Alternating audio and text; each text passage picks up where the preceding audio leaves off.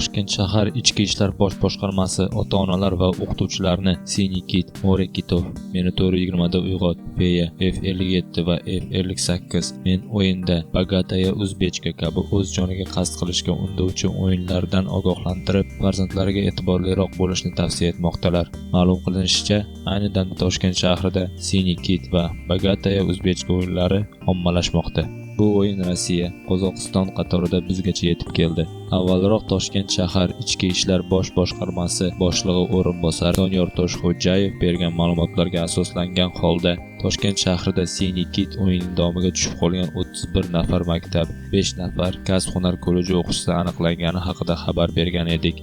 36 nafar o'yin ishtirokchisi birinchi bosqichlarning o'zida o'yinni tark etganlari sabab o'z joniga qasd qilish kabi holatlar aniqlanmagan. Toshkent shahar Ichki ishlar bosh boshqarmasi ota-onalar va o'qituvchilarni Siniy Kit, More Kitov, Meni 4:20 da uyg'ot, Feya, F57 va F58, Men o'yinda, Bogataya Uzbechka kabi o'z joniga qasd qilishga undovchi o'yinlardan ogohlantirib, farzandlariga e'tiborliroq bo'lishni tavsiya etmoqdalar. Ma'lum qilinishicha, ayni damda Toshkent shahrida Siniy Kit va Bogataya Uzbechka o'yinlari ommalashmoqda.